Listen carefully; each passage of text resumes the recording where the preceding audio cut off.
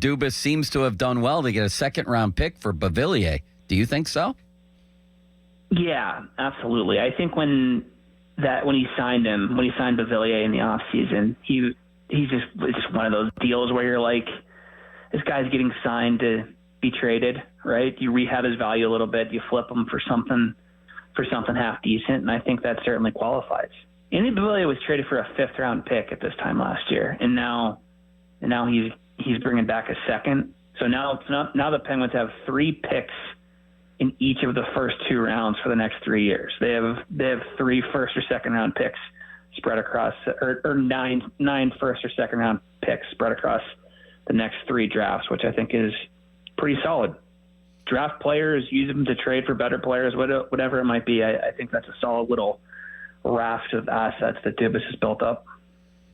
I agree with that part for sure. My question is, are we going to see something a little more dramatic like a Karlsson or a Rakell? What do you think they should do? Obviously, it's dependent on the return, but I'm assuming in this market that Rakell would net a pretty good return. So let's stick with him.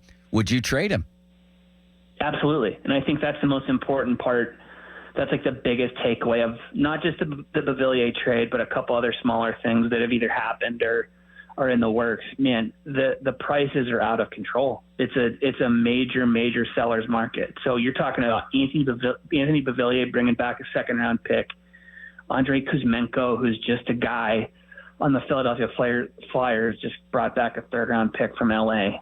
I think the prices are out of control, and I think the fact that there's a lack of clarity over what happens with Mikko Rantanen, who's the best winger on the market, the best player on the market. I think that actually plays into Dubas' hands pretty well, because you have teams that are just saying, like, all right, we're running out of time here. We need to move on to plan B or plan C. And I think that's, for a lot of teams, I think that's Rickard or Rakell. So, yeah, prices are high. And I know that, Dubas, I don't think he's committed to dealing Rakell. I think he'd be fine keeping him around. But, man, if a second rounder for Beauvillier is like the rubric, if that's like the going rate, then I think you almost have to do it. How about Karlsson? If you injected this guy with True Serum, would he rather go somewhere and chase the cup or have 4 months off?